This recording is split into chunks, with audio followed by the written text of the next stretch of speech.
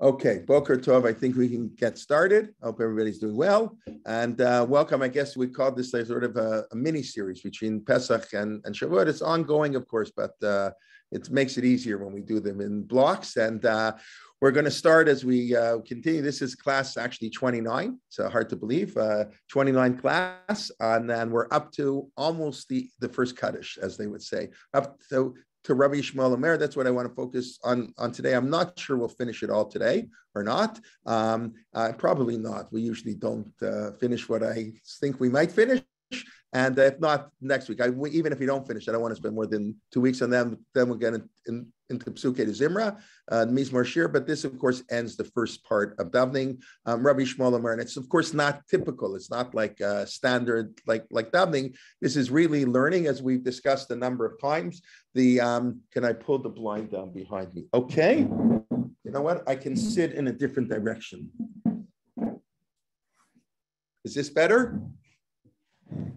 Thank you for that. Thank you for letting me know. I'm in somebody's office here in chat, so that's why the whole time changing. So okay, thank you. Okay, let me know if you don't hear me well or something. Okay, as we know, our prayer book consists of not just like prayers, and the only prayer, we haven't mentioned this for a while, the only real prayer is the Amidah, is Shmon Esrei. That's the only, everything else is introduction to prayer. Shema is not a prayer. Shema is an affirmation of faith. Psuke de Zimra is not a prayer. Psuke de Zimra are praises. It's not nice just to come in and ask God for everything we want. So we praise him a little bit, but that's less important. If you walk into shul late, right? That's, I know I occasionally don't do that, or right, you walk into shul late, so you skip Psuke de Zimra, so you can get to the Amidah with the congregation, because that's davening with the minyan means davening Amidah with the minyan. So you can skip that; it's less important, etc. Birchat Hashachar. So the only real prayer is Amidah, but there are, gradations. We have learning, because the rabbis understood not everybody's going to have time to learn. And so if you daven every day, you fulfill, at least on a minimal level, the mitzvah of Talmud Torah. We've spoken about this a little bit, and we have 2 cycles of learning. Learning has to consist of Tanakh, of biblical verses. It has to consist of Mishnah. That's how the rabbis understand it. Vishinantam. You should teach your children. The rabbis have a plain word, Vishilashtam. You should divide into 3. And there are 3 sort of big areas of learning. One is the area of Tanakh. One is Mishnah. Mishnah doesn't mean the corpus that Rabbi Yehuda Nasi, the 6 orders of the Mishnah. I mean, it also means that. It means law, straight law, without explanations. You do this, you don't do that. A sukkah has to be this tall, and the lulav has to be like this. That's Mishnah. Gemara, which you can have Mishnah in the Gemara, and Gemara is analysis, debate. And so you have to do all 3 types of learning, analysis. And we did that 2 ways. The Birchat Kohanim, we say in the morning, right earlier, before Birchat Hashacha Yivarecha Hashem Yishmerecha. Then we have the Mishnah, Elu Dvarim She'en Lehem Shiur, things that have no measure, the more the merrier. Hapeya Bikurin Ariyam Gvilu Chasadim Talmud Torah, right? Those Peya, the corner of the field, that's Mishnah. And then there's Gemara. Actually, it doesn't sound like Gemara so much. It sounds similar to the Mishnah, but Elu Dvarim She'avdam Achav Porotem B'Olam the things that we eat in this world, we have the fruit in this world, but the principles to the next world, that's the first cycle. And then we have the second cycle of what we've been doing for the last many weeks, korbanot, the daily sacrifice. Prayer, of course, corresponds. It's not exactly replacement, they correspond. So we say the korban tamid, which we spoke about, the daily sacrifice. Then we do the Mishnah, Ezu Makoman. That's what we finished 3 weeks ago. And the korban Pesach is one of the only chapters in the Mishnah with no debate, how the various sacrifices, that's Mishnah. Now today we're going to get to Gemara, and the more complicated, I know complicated, but it's something people say, a lot of people say every day, and I don't, myself included. How many people have ever come across, in other words, all these complicated rules. We don't seem to come across them too often. So we'll talk about that a little. Kal v'chomer we come across often, but a lot of these things not so much. So that's what we'll do today. Rabbi Yishmael Rabbi Yishmael taught in 13 measures, 13 midah, right? 13, how do you translate the word midah? Midot means character traits, the character of the Torah. Midah means a measurement, like a mathematical, term. This is, you go here and you don't go there. But there are 13 ways, or I think in English, the fancy word is hermeneutical principles, principles of interpretation of the Bible. Now, there's a lot to talk about here. This really is a sheer in Talmud Torah. So we'll try to highlight what I think some are the important points. And if you have any questions or comments, please let me know. Either interrupt or put it in the chat box. So the first thing to just before we start, it's very interesting. How many Yishmaels do you know? Yeah, Don't know too many Yishmaels. Rabbi Yishmael, like the most. This is like the most famous. Who's the other one? Avram's son. I mean, right. Yitzchak's brother, right? Okay, so this is like the most famous piece. If you ask people how to interpret the Torah, well, obviously because we say 365 days a year, so and it's by Rabbi Yishmael. So that's really weird, no? So I don't really think it's weird. I don't. Maybe there's some explanation I don't know about. I'm sure there is, but. Things change. It's a sociological comment. According to the rabbis, Yishmael did tshuva, and Yishmael was a good guy. And that's what the rabbis interpret by the funeral. Yishmael and Yitzchak come to bury Avram. And we know the Midrashim are very, take your son, your only son, the one you love. And each one, as Rashi quotes, what do I mean? I love them both. They're both my only son. So God would say, okay, Yitzchak. So Abraham was very close to Yishmael, and we know he didn't want to throw him out of the house. He wasn't going to do it. Just God told him, you have to listen to your wife. He was very, and the Midrashim portray that Abraham wanted to go back and get Yishmael, and the rabbis see Yishmael as somebody who's a good guy. You're going to tell me the descendants of Yishmael has caused us great problems. So that might be true. I don't know that that's relevant. I mean, it's, you can say great, we can list off the Gedolim of the 19th century and list where their grandchildren were, and they're rolling over in their graves. Where, as I've mentioned many times, Mark Shapiro often points out, the Soloveitchik family, Reb Chaim Soloveitchik was the only one who kept all his kids observant. Every Gadol Yisrael, Rav Aaron Kotler, Rav Yaakov Kamenetsky, all of them had non-religious siblings. Some siblings were, when I say non-religious, like I don't mean like they didn't daven Mariv with the minyan.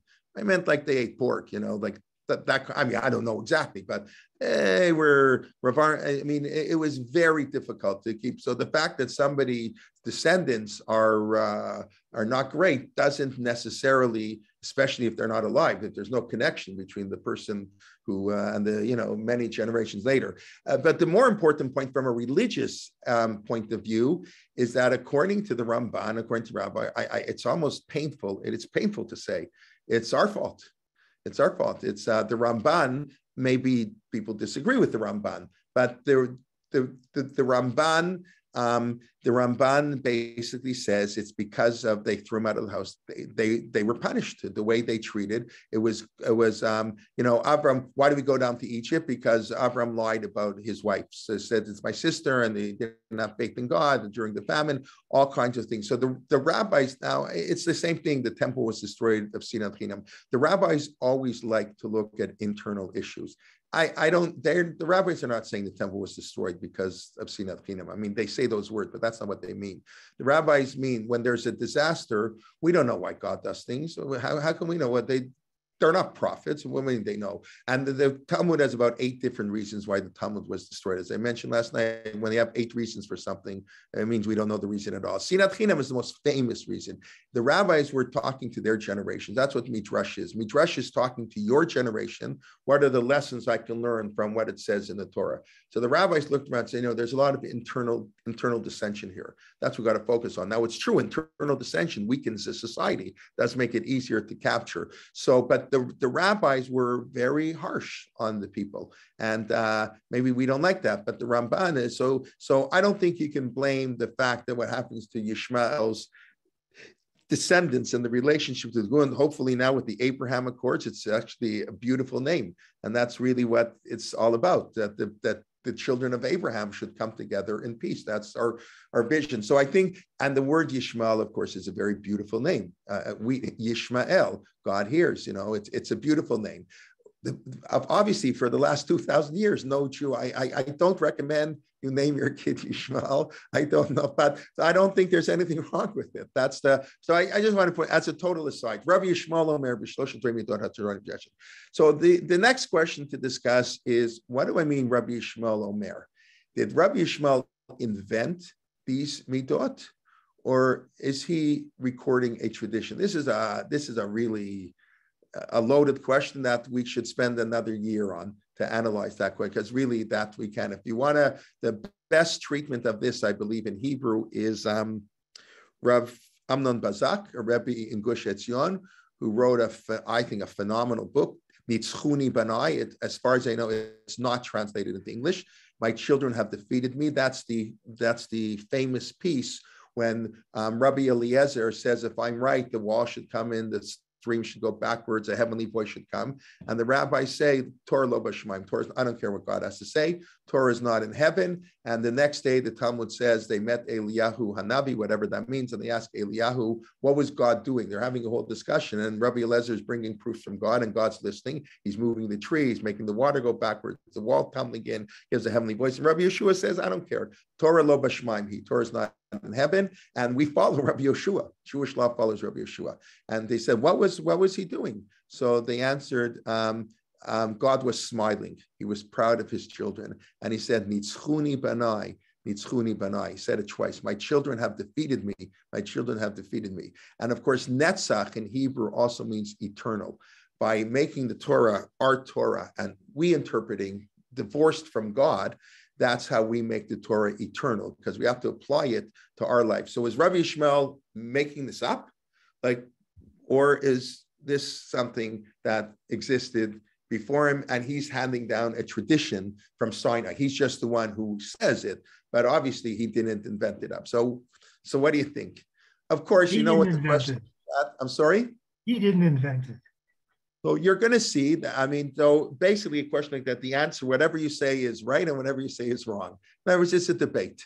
There are, believe it or not, now within our tradition, I guess, in general, today, for historical reasons, the Orthodox community is much more small c conservative than it used to be, because it's reactionary to reform. Whatever, that's a historical discussion, but it's true. And because of that, things that used to happen all the time, people are afraid, maybe for good reason. I had the famous example, from our world, so to speak, from the modern world, I mentioned a number of times, Rabbi Rekepet, when he first went to Russia, asked the KGB, put him up. They didn't let you stay Shabbos near the hotel. They weren't stupid, whatever. They put him up in some hotel, and he couldn't walk. So he asked Rav Soloveitchik, can he take a taxi with a non-Jew? It's a very easy halachic shaila. There's really, it's like playing an organ with a non-Jew. There's no halachic shaila that having a non-Jew play an organ in a shul on Shabbos can,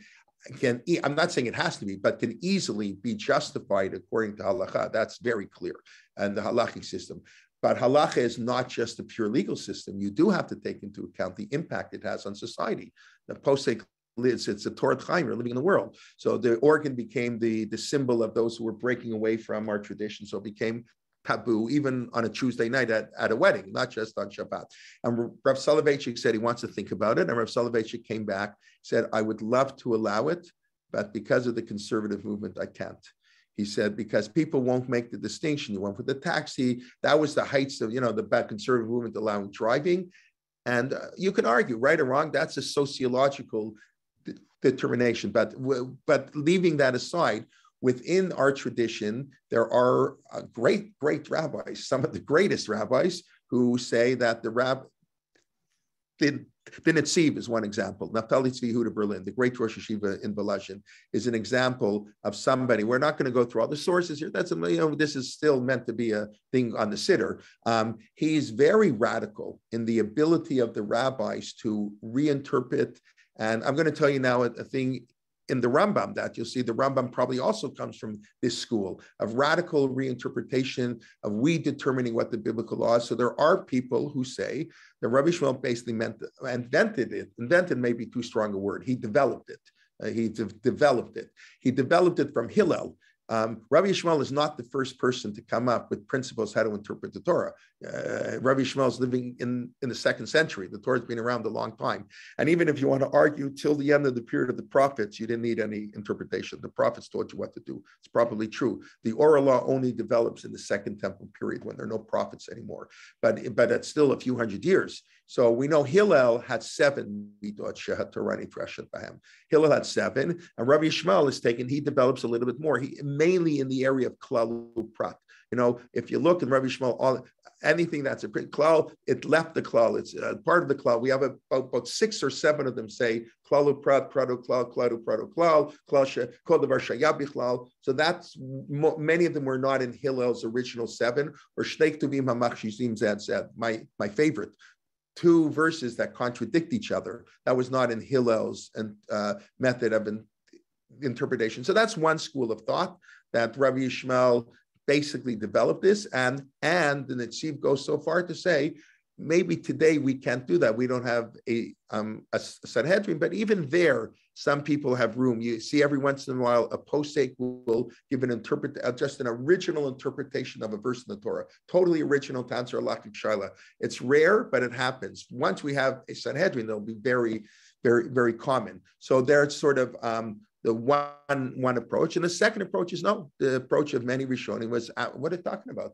This is that's why I say the 2 approaches to halacha in general, a very sort of I don't know a radical approach, but it's a very interpretive, the ability of the rabbis to change the method of interpretation. That's one approach the halakhic system took. And the second approach is no, everything that a Talmid Chacham says was given to Moshe at Har Sinai. There was a statement like that. Kol mesha Talmid vatik atiti chadesh. Whatever a student is going to say a new insight was already given to Moshe at Mount Sinai. Now, so the people who believe in the more interpretive tradition will interpret that Gemara, not in a literal sense. That's one thing. And then you have the other Gemara, just to give example, you have the Gemara, Moshe Rabbeinu goes up to get the Torah, the famous Midrash, and God's finishing up the letters, the crowns, and Moshe, what are these crowns for? And God says, Rabbi Akiva, in 1,500 years, but Moshe says, wow, can I meet this guy? I'm blown away. Famous story, the Gemara in Menachet, Rabbi Akiva goes to the Beit Midrash. Moshe goes to the Beit Midrash of Rabbi Akiva, and he doesn't understand one word. And he's all upset. Oh my God, they destroyed my Torah. And then finally somebody asked a question to Rabbi Akiva, and he gives an answer. He says, where do you know that? So Rabbi Akiva says, halacha leMoshe miSinai. This law was given to Moshe in Mount Sinai. Moshe felt great. Moshe didn't understand one word. He still didn't understand one word. But that's true. We know that in science. Galileo wouldn't understand how we made airplanes. Newton.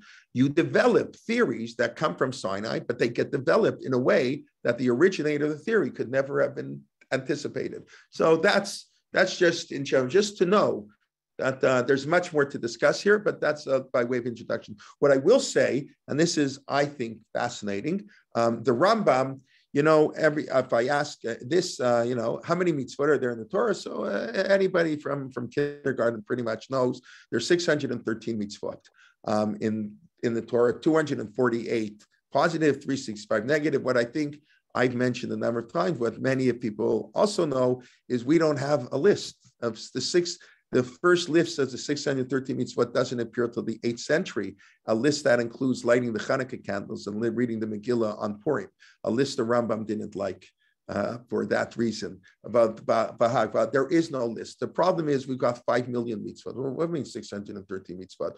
On Shabbat alone, I've got 500 mitzvot. So obviously, a mitzvot, all the 39 milachot are considered one mitzvah. So every prohibition of Shabbat comes under one mitzvah. Okay, so then you get to 613. So it's Yom Ha'atzmaut this week, and on Thursday. Really, it's on Friday. This is the beauty of the Israeli government, the beauty of a quote unquote, it's not a secular government, but quote unquote, the people who claim it's a secular government, that this Friday is Hey Iyar, but because of Shabbos, they're afraid it'll cause Chilul Shabbos. So the secular, corrupt Israeli government decided to make Yom Ha'atzmaut on Thursday, so as not to violate Shabbos. And we know Yom Ha'atzmaut never appears on Hey Yar except when it's on a Wednesday, because if it's going to be on a Monday, that means Yom HaZikaron's on a Sunday, and they'll start preparing on Saturday before Shabbos, so they push off Yom HaZikaron a day. So the only time Yom Ha'atzmaut is on Hey Yar is when it's on a Wednesday. Anyway, this week, Baruch Hashem, Yom Ha'atzmaut, 74 years old, and so there's a famous debate between the Rambam and the Ramban. Is living in Israel one of the 613 mitzvot? The Rambam says no. Now, that doesn't mean the Rambam didn't think it's important to live in Israel. The Rambam clearly, you read his law, he did think that, but he didn't think there's an obligation. It's not one of the 613 mitzvot. The Ramban attacks him very strongly. The Ramban attacks the Rambam, and the Megillat Esther defends the Rambam. Big debate. Is living in Israel considered one of the 613 mitzvot? We do not have an agreed upon list of the 613 mitzvot. We have a consensus on 580 of them. I don't know. The Ramban and the Ramban disagree on 31 mitzvot. 17, I forget, I think 17 negative, 14 positive. Like that's one, living in Israel. The Ramban and the Rambam's list are 31 differences. Other list of other differences. But the most famous list is the list of the Rambam, followed by the Sefer HaChinuch. No, so the Rambam, like everybody, has a problem. I said, if I gave you, Marty Luxon just started a class on Mishpatim. If I gave you Parshat Mishpatim, and I told you, okay, tell me what are the mitzvot of the Taryag, it would be so hard to do. What counts as a mitzvah? What isn't? Give some, I've never done this. Give somebody, hear the Torah, read it. Okay, figure out the 613 mitzvot. It's really, really hard. So you need to have ground rules. So the Rambam has 14 ground rules. That's this introduction to the Sefer HaMitzvot, which is an introduction to the Mishnah Torah. The Mishnah Torah, the Rambam's code of Jewish law, is really a elaboration of the 613 mitzvot in the Torah. So he first writes what the 613, and that's why in every time when the Rambam starts laws, he'll tell you how many mitzvot. The laws of belief in, they're 10 mitzvot. The laws of idolatry, they're 51 mitzvot. The laws of prayer, there are 2 mitzvot. The laws of Talmud Torah, there are 2, and he lists them. And he says, and the explanation of these mitzvot are in the following chapters of the Mishnah Torah. So really the Mishnah Torah, the Rambam's great work on Jewish law, is an elaboration of the 613 mitzvot. So he had to write an introductory book. What are the 613 mitzvot? And before he wrote that, he had to tell you, well, how do I figure out what's a mitzvah and what's not? So the first rule the Rambam has, which is this attack on the Bahag, is anything that's a rabbinic mitzvah can't count. It's got to be given to Moshe at Har Sinai. So Hanukkah candles can't count. What's the Bahag's argument? No, lotus, or you ought to listen to the rabbis. That's not for now. And rule number 2 of the Rambam is you cannot count anything that is derived from the Yud Gimel Midot of Rabbi Yishmael. Anything that we derive in the Torah based on these 13 principles doesn't count. It doesn't mean we don't have to do it, right? There are many things, but it doesn't count as a mitzvah. Question is why? So why? Well, we'd have 5 million mitzvot if we did count it. But of course, what's the philosophical understanding of that? Why is it that anything comes from the Yud Gimel Midot cannot be counted as a mitzvah? Why not? God didn't say that. Okay, that's the simple answer. God didn't say it, right? It's by the way, that there even are 613 mitzvot in the Middle Ages was a debate. Today, everybody learns it in kindergarten, but the Ramban is not so sure. The Gemara never gets excited about 613 mitzvot. It's mentioned twice in passing. The Gemara never dwells in it. The famous piece, only once in the Talmud, the end of in the second Makot, Rav Simlai says there's 613. It's an agadic, a non-legal piece. And the Gemara, that's where the Gemara says, and King David came along and said 613 is too hard, we'll make 11. And Yishayahu said we'll make 3 and 6. And Micha said we'll make 3. And Chababuk said we'll make 1. Tzaddik b'emanato yichya. A tzaddik lives through his faith. So you see already this is a piece. It's not exactly a legal piece in the Talmud. So the Ramban question, maybe they're not 613 mitzvot. He doesn't know. But he says Jewish tradition has accepted the view there's 613 mitzvot. Let's find them. But so it wasn't said by God. So that Gemara is introduced. Taryag mitzvot nemru, the Moshe, they were said by God to Moshe at Har Sinai. That's why the Rambam says you can't count a rabbinic mitzvah. So Zev is adding the Yud Gimel Midot also wasn't said by God. They're implied, they're found within the Torah, but man has to research. So they're excellent, very good.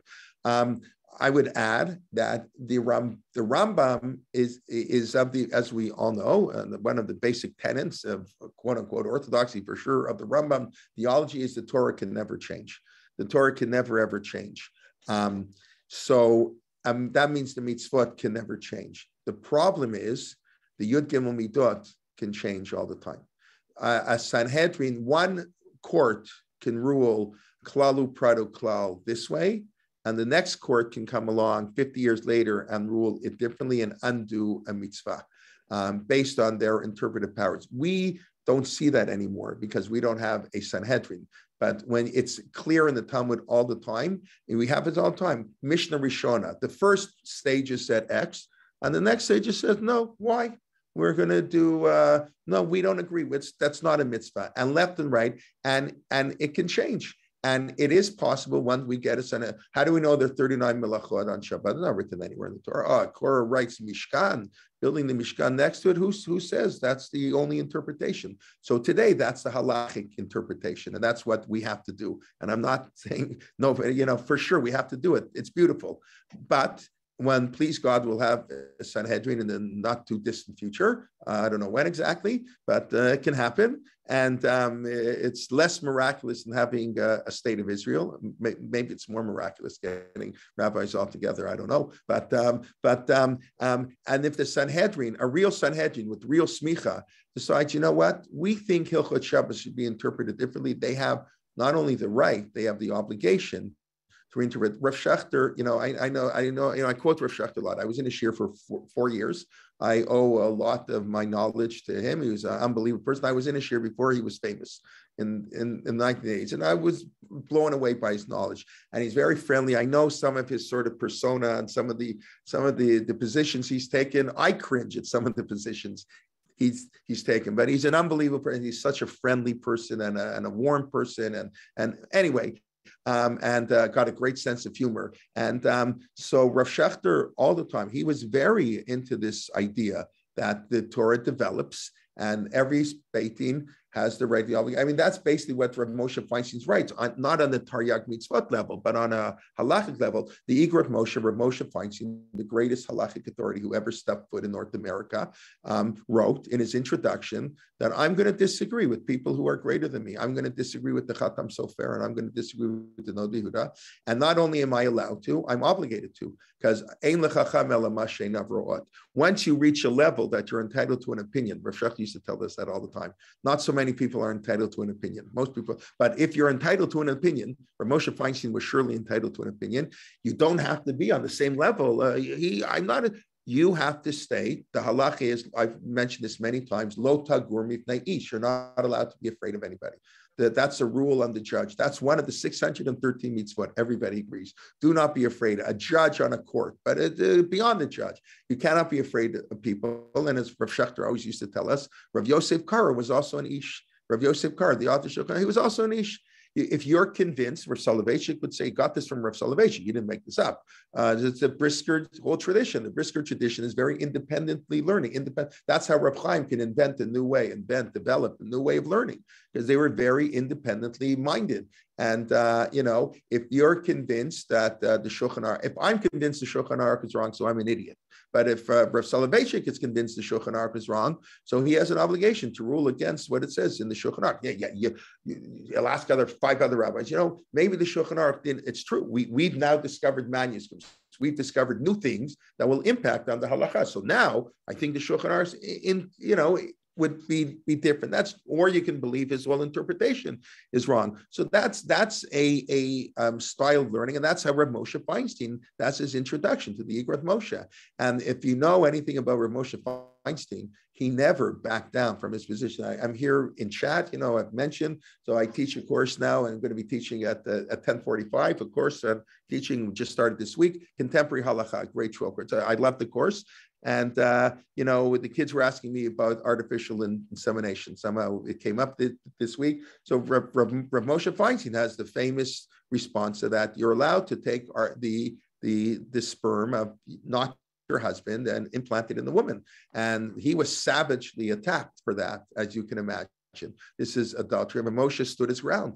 He's not backing down. And that's the great poskim are not afraid of anybody. That's what makes them great poskim. So it's sort of abuse. Anyways, that's a very long introduction. But this idea of Rabbi Yishmael, did Rabbi Yishmael invent them? How how much room do you give for the modern day, maybe, or at least the Sanhedrin, to interpret the tradition is not clear. There are debates. And like I said, if your Hebrew is well, I mean, I'm sure there's stuff in English. I can't think off the top of my head where there's a good English discussion of this book. But Rav Amnon Bazak, in his book, Nitzchuni Banai, he's a current Rabbi in Yeshivat Har Etzion, is a fantastic work where he develops, I think the subtopic of the book is inyanim, difficulties in the understanding of Torah Shabbat. And he goes through when the Gemara says, "Oh, the Mishnah means this," and you read the Mishnah, say, "What do you mean the Mishnah means that? That's not what the Mishnah says."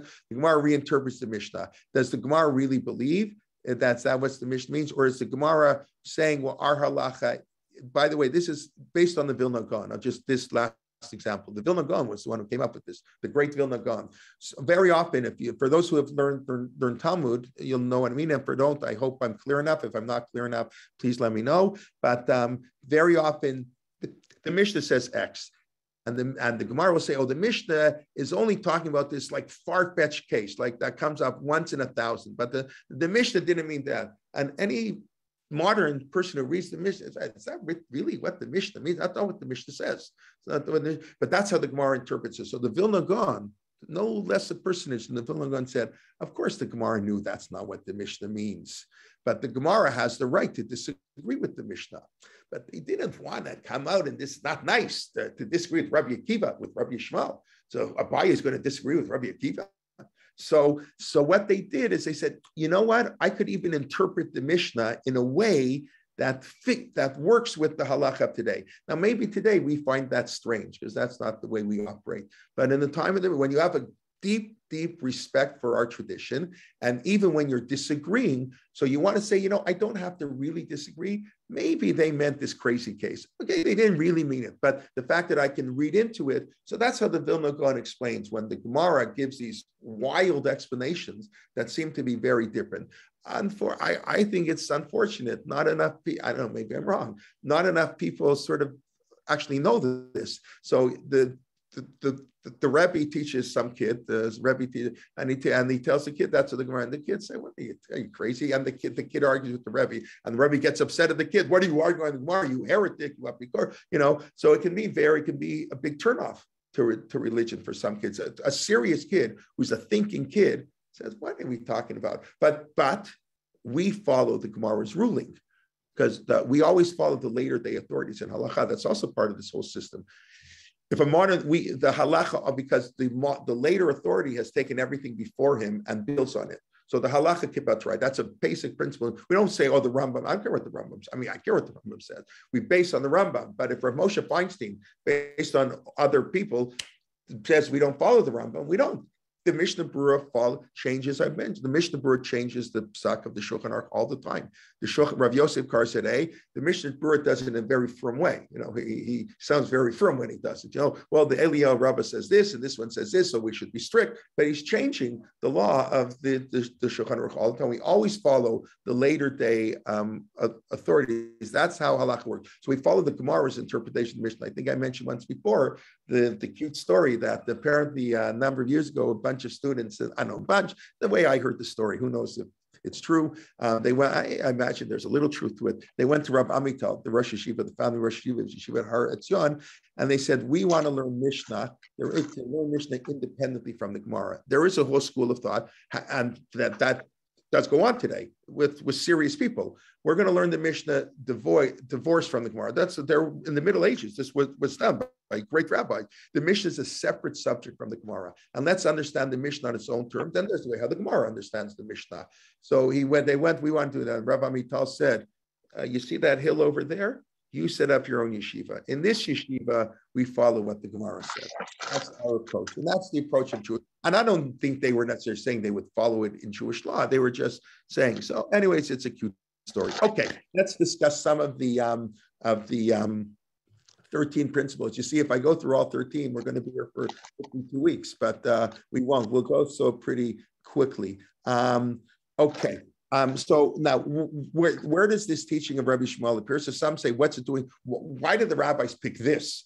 Why did the rabbis pick this teaching? Right? This is in the Siddur because we have to learn a little Gemara. So why do they pick this learning? So I don't know exactly. So what many people explain, I don't know if it's, I mean, it's a nice thing. I don't know if it's a knockout reason. It's because this piece of Rabbi Yishmael, the source of it is not her Siddur, right? Of course, the Siddur picked it up from the introduction of the Sifra, the Torah Kohanim, the Midrashic commentary on Sefer Vayikra that talks about the Korbanot.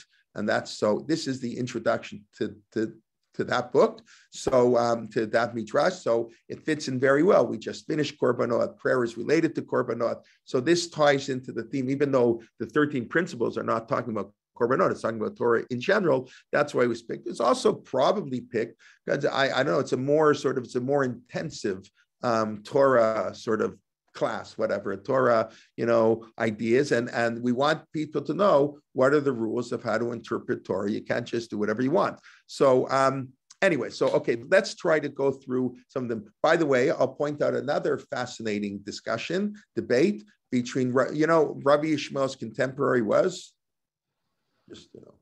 let's get some audience participation. Who was Rabbi Yishmael? His chavruta, so to speak, his bar plukta. Who was Rabbi Yishmael's main rabbinic contemporary? Not Rabbi Eliezer, no. I mean, they lived. Listen, Rabbi Yishmael is from the generation of Yavne. That's that thing. He's one of the that great generation we read about at the Pesach Seder, in Bnei Brak. And Rabbi Eliezer ben Azariah and Gamliel and Rabbi Yoshua. That's amazing generation. They're the people who established the Mishnah. They're the ones who really got Jewish law rolling, so to speak. So, but Rabbi Yishmael is the one he debates with most is Rabbi Akiva. Is none other than Rabbi Akiva, and they had a fundamental different approach to halacha, which also lends why some people say that Rabbi Yishmael developed these themes, because Rabbi Akiva doesn't accept the principle of kol uprat. Rabbi Akiva has a different principle, ribui b'miut. It sounds very, ribui is expansive and miut is to make less. And it's a different way to interpret the Torah. And very often Rabbi Yishmael and Rabbi Akiva argue on how to interpret Torah based on their methodology of what principle do we use. So Rabbi Akiva and Rabbi Yishmael had different interpretive methods. What's most famous, but most sort of interesting is we know Rabbi Akiva yad doresh kol kutz v'kutz, right? Right? The famous Gemara, Rabbi Akiva would analyze every et. Rabbi Akiva felt there was something special in every letter, even in the crowns of the letters. So Moshe Rabbeinu goes to the Beit Midrash of Rabbi Akiva because Rabbi Akiva, God told Moshe, is expounding on the crowns. Rabbi Akiva saw every line of the Torah of great significance. As Rav Shechter told us once, we do not have one law that we know of that was derived from the crowns of the Torah. You cannot name one law that was derived from the crowns of the Torah. This famous story that Moshe Rabbeinu wanted to see Rabbi Akiva expounding on the crown Torah, we don't have one law. Because Rabbi Yishmael had a very different principle. Rabbi Yishmael did not believe that. He did not believe every et was important. Dibra Torah kilashon bnei Adam. The Torah speaks in the language of man. And people, we're not so exacting in our words. The Torah is for man. We don't have to look at oh my God, what an extra et is going to, come on, get out of here. That's how people speak. This debate plays out, this debate here plays out in halacha, and how you understand Jewish law. This debate plays out in the Middle Ages in Parshanut, Hamikra. Do we, the Ibn Ezra, the story of the servant finding a wife for Yitzchak is repeated, and there are 20 differences. It doesn't matter. Even the differences, the Ibn Ezra says, it's almost shocking. The Ibn Ezra will say, the differences in Ten Commandments, Zachar Shamar, no big deal. When you repeat the same story twice, you're not going to say word for word the exact thing. So the Chama Leibowitz couldn't stand that approach, especially even if you want to accept Rabbi Yishmael, she couldn't take that approach of like the Ibn Ezra and no big deal. That's how people speak. You don't have to look at every letter in the Torah. She said you're missing so much. We were all trained in the idea that every letter in the Torah, they're fine, and maybe that's true on a parshanut level, but on expounding on commentary. But within the halachic school, it is far from certain that that's true. And Rabbi Yishmael, whose 13 midot we have accepted, not Rabbi Akiva, we don't take Rabbi Akiva's midot. Rabbi Yishmael, as we follow, is very clear. Divrat Torah kol shalom b'nei adam. Don't get too excited about extra letters in the Torah, extra word. They may at times, but they don't necessarily give a new halachic interpretation. That's just a fascinating thing. Again, something, our tradition, I would like to say it's more, I don't know what the word is, pluralistic. It's much wider. There are many more beautiful opinions. It's different approaches to how Torah is meant to be understood. And we don't do enough of that, sort of understanding how the Torah is meant, how the halachic process works. And part of it is, I think, because of reform and conservative reaction, the fear to do something new because it looks too radical. It doesn't feel from, and if we do it, it's going to look bad. If we allow going on a tax, it's the same thing, by the way, Rabbi Riskin. You heard from him directly. He was working with a community to the shul, like a lot of cities, the Jews moved in the suburbs and the shul was still in the downtown area, the 50s, 60s, 70s. And it's too expensive. They didn't build a new shul yet, whatever. So people weren't so religious. They were driving to the shul in downtown and they lived in the suburbs. So Rabbi Riskin was working with them and, making them more observant, whatever. So he came up with the idea. He called it a sabas, a transport bus, a Shabbat. You get a non-Jewish driver, like a Shabbos elevator. You set it up before it stops automatically. You get on. I'm sorry. Are you asking? If you're not asking a question, if you're asking a question, great. Otherwise, please mute yourself. But so Rabbi Riskin will come up with like a Shabbos elevator, a Shabbos, a bus that stops, and people will get on the bus and get a lift to shul. You don't have to drive. A great idea, phenomenal idea. So he went to Rabbi Soloveitchik, same thing. Rabbi Soloveitchik gave him the same answer. It's a great idea. I would like to allow it. I can't. The conservative movement. No, you can disagree. You don't like it. I can't allow it today. The communal battles overrode. Maybe it's tragic. Maybe it's sad. And I assume Rabbi Soloveitchik felt it was tragic and sad. He just probably felt he didn't have a choice. So halacha works in the real world. It's not, there's the abstract halacha, the theoretical halacha, and then there's halacha practice. So it's important at least we be aware of the theoretical halacha, whether we can apply it in practice, so that we'll have to see. Okay, let's do at least the first two of the midot, and then maybe, okay. So, okay, so, and I guess, I'll say, related to this, we have, when we say a midrash and we expound on the midrash, we say because the laws of Shabbat are the idea to keep Shabbat is written next to the Mishkan, so whatever was necessary for the Mishkan, that's what you can't do on Shabbat. Is that beforehand? Was that true? Was that only, in other words, is this what we call in the terminology of our rabbis, is that a midrash yotzer or a midrash mikayim? Does that midrash create the halacha? Or does that midrash affirm the halacha? So we call it asmachta. They knew the law before. They had a tradition dating down from Mount Sinai, and they just looked for a verse to hang the law on. So this is, again, a major debate. We have asmachtas, for sure. But when the rabbis make these midrashim, kal v'chomer, gzeira shava, is it true that before they made the gzeira shava, they compared two words, that law didn't exist? Or no, and they're creating the law. The midrash creates the law, or no? The law existed. This is a much more conservative approach. This is what we've been talking about. So that's the same way, obviously, as you can imagine. This is a major debate among commentators throughout the ages. Some say the midrash creates the law before the midrash. I'll give you one great example, at least in this theory, and some say no, the law pre-existed, was given to Moshe at Mount Sinai, and they just looked for ways to fit it into the verses. But the verse doesn't really tell us that law. The verse is just used. So that's a major debate. I won't get into the pros and cons of each side, but we're coming up to the holiday of Shavuot. So Simi Peter's giving a great class on Megillat Ruth, Mondays at 1 p.m. But so we know Ruth, David's great-grandmother. Ruth, how can Ruth become Jewish? She's a Moabite. Torah says, Lo yavo Ammoni Moavi b'kal Hashem, a Moabite and an Ammonite. They didn't give you bread in the desert. So how can Ruth convert? We're not allowed to accept her. So what's the answer? Moaviv lo Moavit. Moavit lo Moavit.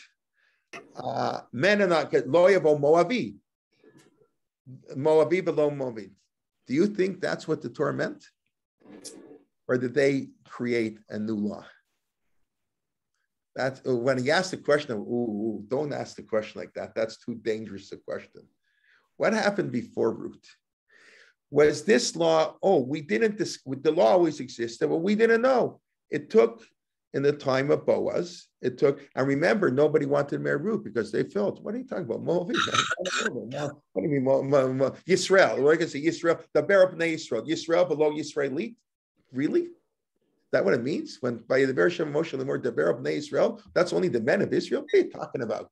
It's men and women. That's all no. Until they made this new no. Now, what was their rationale? It's interesting. Now it makes it more complex.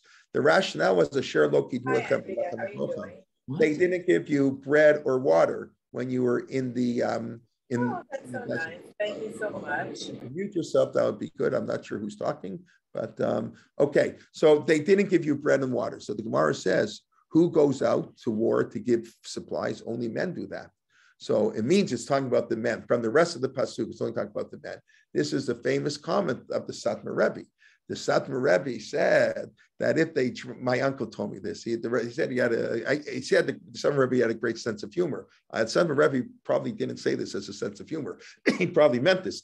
He said when the Israeli government wanted to draft women into the army, he said, no, if they draft women into the army, you cannot give the reason that the women don't go out to fight, which is what they said by Ruth. Only men go out. So it was the men who didn't give the bread. So therefore, we don't accept the men convert, but we can accept the women. But now if the Israeli government drafts women to the army, so it means women go out. So it means Ruth's conversion is ipso facto invalid. Like that goes on today, we're going to invalidate her conversion. That goes on. That rabbi was, so if her conversion is no good, we don't have King David anymore. That's it, the end of Jewish history. So that's what the Satmar Rebbe said about drafting women in the army. No, other people say other things. But Rabbi Kelman. Yes. Pikuach nefesh doche Shabbat. Yeah. Okay, this was part. Yeah, but is it from the Tkufa of the Maccabim when? Excellent. Right. So yes, so it could be right. So that's only in the Tkufa of the Maccabees that they came up with this law that Pikuach Nefesh is Doche Shabbat. So that's the question. What happened before the Maccabees? Is it that the law? It's like in science when we discover gravity. Gravity existed before Newton, right? Right? Or Galileo. Well, the Earth revolved around the sun before Copernicus. Right? We just didn't know that. So it could be that something thought there was no need to discuss it. We didn't break our heads. We didn't figure it out. Now it came a war. There was a war. We got to figure out, you know what? Hey, we didn't realize that. So always Pikuach Nefesh was Doche Shabbos. We just didn't know. So that's one way. And the other way is no. Pikuach, until the rabbis gave that law, Pikuach Nefesh was not Doche Shabbos. So this is now it can be both. It can be somewhere like this, somewhere like that. But this is a fundamental debate. But I'm bringing the case of Ruth because Rav Schachter told us that he quoted the Chida, Chaim Yosef David Azulai, the great 18th century world traveler who wrote 75 books and he visited all the communities around the world. He was the shaliach of Hebron. He lived, I think, in Hebron, went collecting money for the yeshuv in Hebron. The Chida, in one of his books, writes that let's say somebody converted 50 years before Ruth. Let's say a woman went to the Beit Din, a Moabite woman, and the Beit Din converted her. Would that conversion have been valid? So if you tell me the law, the Torah means a male and not a female, of course the conversion is valid. The fact that I didn't know the law until 100 years later, but that was always the law. I just didn't know it. So that conversion is valid. But the Chida says, no, that conversion is invalid.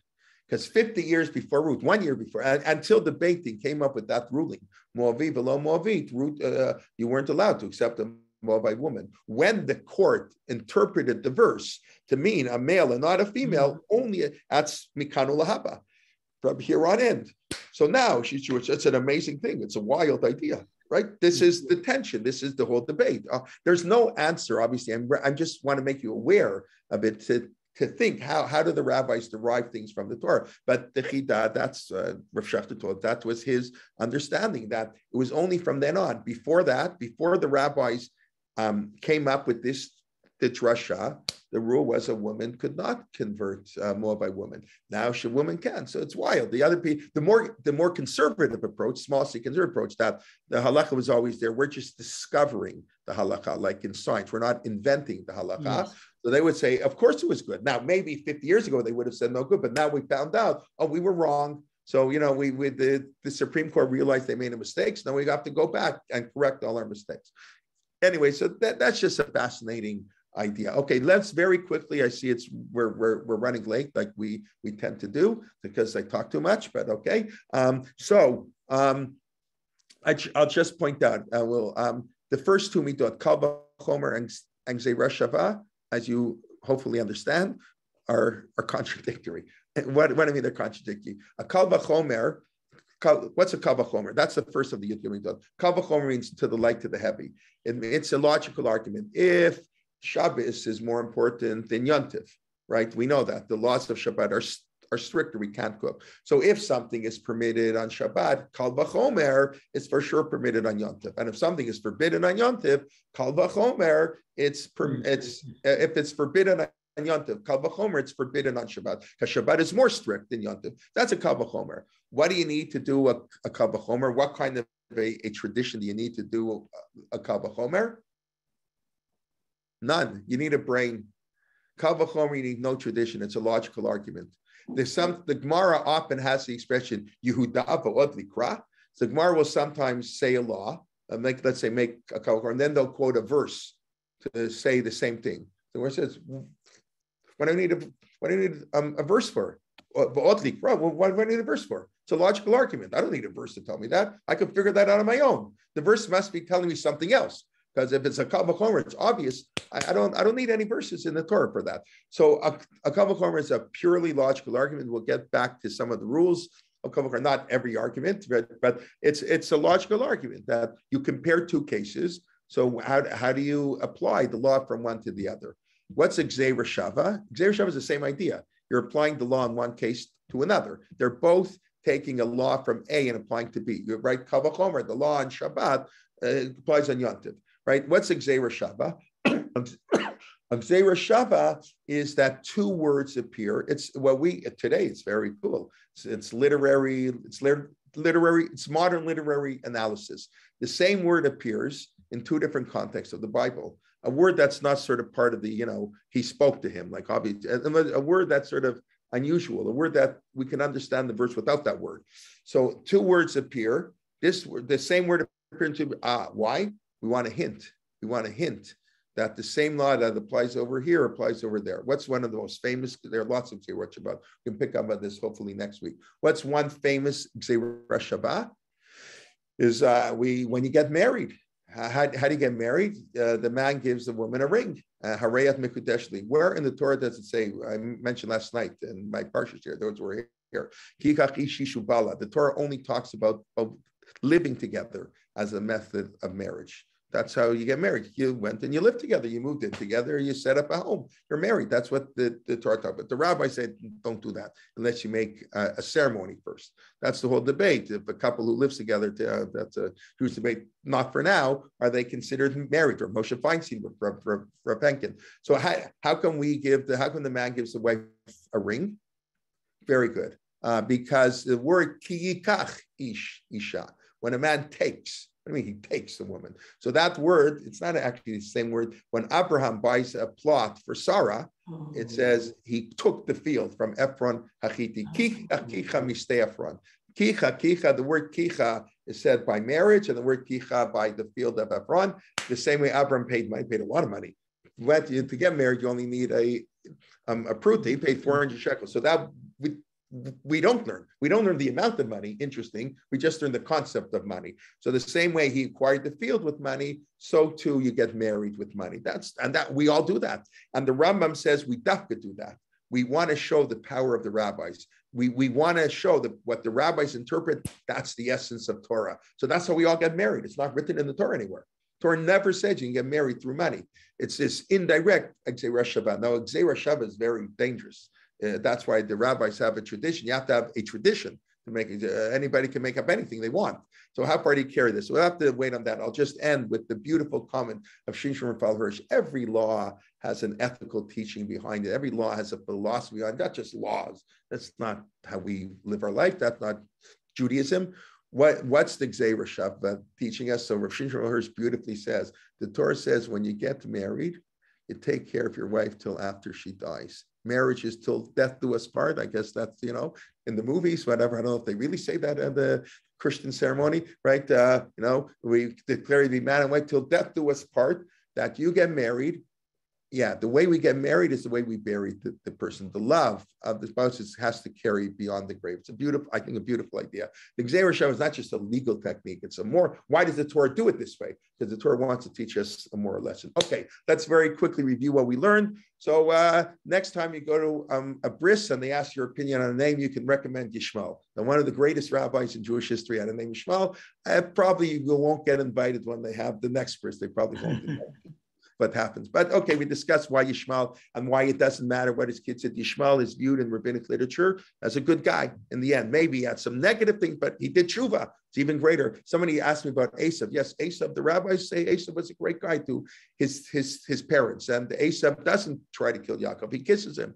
Different interpretations. Yes, it's more complex than the way they teach us in grade 4 that Esav is evil, Yaakov is great. Yaakov wasn't so great. He did things that weren't so right. Either 100%. And the Torah is more complex than we like to present it. Okay. And then, so we discussed the Torah Shalom Bnei Adam. Do we analyze every word? And then the main thing we focused on is what does it mean? Did he invent these things, or was it a tradition given to Sinai? That same thing. Do you invent the law based on these Rashot, or the law existed? We're just using the verses as a way to come, to put the law that we already know exists. This is a very important debate, obviously. And I explained the view of the Rambam. I didn't finish really with the view of the Rambam. Okay, I'll pick up on that next week. I just explained where the Rambam says the Mitzvot of Torah, he doesn't count one of the 613 principles because it's not mentioned in the Torah. We'll discuss a little bit more why, hopefully, next week. But that's really fundamental. Or when Root converts, is that a new interpretation? That's not what the Torah meant up there, but that's what God wants us. God gave us the Torah. We have to interpret the Torah, and every generation interprets it, and we can interpret it. Not what the Torah means, whatever we say it means. I mean, don't quote me on that out of context. Whatever great rabbis who are learned and pious and care deeply on the Jewish people, the Torah means what they say it means, and they can prove it. They have to write an analysis, or no, the Torah is totally sealed. Kol Masha and Talmid Vadik, anything a Talmud says was given to Moshe, and we're just uncovering it, like in science. Science is fixed. We just uncover science, right? We can't invent science. Nature doesn't change. It's actually, if you think about it that way, it gives us a whole new understanding, right? But so is Torah really, we're creating Yishmael, which is the more, believe it or not, the more traditional view. The Khatam Sofer, the Chazon Ish held like that, the Vilna Gaon, and many great people held this view that the Torah is very dynamic. We today may not have that permission, so we don't see it that way. But the Torah is very dynamic and very within the sage's ability to change it as we move forward. Okay, and then we discussed, we introduced Kal V'chomer, Gzeira Shava, why this is this is introduction to the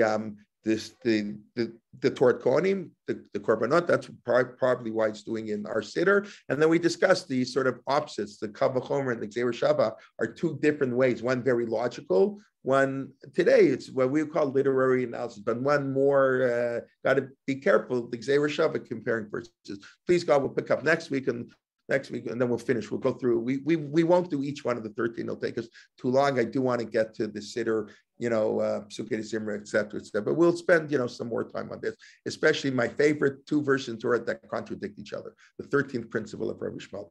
Okay, thank you for coming. Everybody have a wonderful Shabbat. Menachem Leibtag 11:15 on Sunday morning. Simi Peters at 1 p.m. on Monday. Tuesday,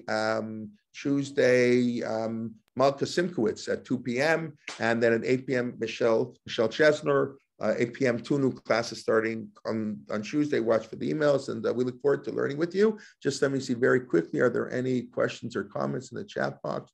Was Asaph at his father's funeral? Right, I referred to that. Yes, he was. He conceptualized the way Torah was learned and applied. I'm not sure who Tova you're referring to. You can tell me. It's a derivation, so perhaps open to debate as error or opposed to a clear Torah mitzvah. Again, I'm not sure what you're referring to, at what point that was said. What's a derivation? Root, okay, please let me know. Rabbi Akiva, yes, correct. Heavenly Torah by H.A. Heschel. Okay, explores these two approaches. Okay, thank you very much. Yocheved, I was not aware. I'm not of Heschel's book. Is that the book? Torah Baspakleria Shomala or something? I don't know if that's a translation. But okay, I have to read it. Okay, thank you. Pikuach Nefesh Docha Shabbos from the time of the Maccabim, as we discussed, correct? Is everyone buying land to bear Sarah, right? So now dot Torah by fiat, what the Torah means, right? Obviously, this approach is right. Dot Torah, is basically assumed to be a modern invention. That it's not the way Torah ruling. You can't listen. There's a famous story, Rav Chaim Brisker, who was a great innovator, right? Always new approaches, right? This new innovative approach. Rav Shachter, Rav Soloveitchik, that's where it's all coming from, this school of innovation. So Rav Chaim Brisker once sent a question, Rav Seven quotes this. He sends a question to Rav Yitzchak Elchanan Spector, the Rav of Kovno, considered the greatest posek, the end of the 20th century. Rav Yaakov Ritz, who Yeshiva University is named after, original constructor. So he sent him a shaila, and he said, I want a one-word answer, yes or no. That's it, one-word answer. Because if you give me a reason, I'm going to disagree with you. Whatever reason you're going to give me, I'm going to be able to give a counter-argument, in which case I won't be able to accept your halakha. Because if this is also true, if a rabbi gives you a reason and it makes no sense to you, you can't follow him. Oh, the rabbi told me it's allowed. What do you mean? So no, you got to use your brain a little bit. If you don't understand something, the rabbi has to explain it to you. That's not how halacha works. Unless you want to be kafuf, totally, I just follow my Rebbe, whatever he wants. So that's what Rav Chaim Soloveitchik said. If you give me a reasoning, I'm going to give you 10 reasons why your reasoning is no good, and then I won't be able to follow the argument you give because I don't agree with you. So I can't follow your ruling. So just give me, but I know you're such a great rabbi. You're the greatest halakhic authority. Whatever you tell me, so it's an interesting story. Again, I don't know 100% it's true, but this story is Rav Zevin writes it in Ishim Ushitot. So Rav Zevin was a reliable person, I think. So it's an interesting idea that, but right, this idea that the rabbi says something without giving a reason, that's not how halakha works.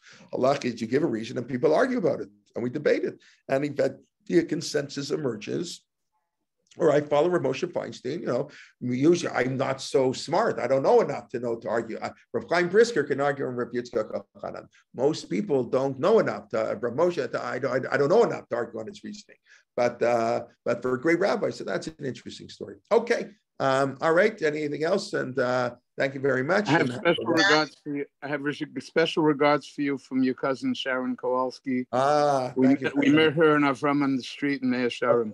Thank you very much. Thank you. Great. Avram, of course, gives first. Yes, my eldest first cousin Sharon is they're a great couple, Avram and Sharon. Thank you very much. Yes. Yeah, I was at their wedding a little while ago. I was also at their wedding. I was 7 years old at their wedding. Yeah. Yes, you were probably a little bit older. I was 7 at the wedding. My first cousin. I vaguely remember the wedding actually. At the Hilton Hotel. The Statler Hilton Hotel in Manhattan. Yeah. Okay. All right. Have a wonderful Shabbos. Okay, everybody be well. Great. So, excellent, and thank you. Okay. Thank you very much. Okay. Be well. Okay. Shabbos. Shabbos.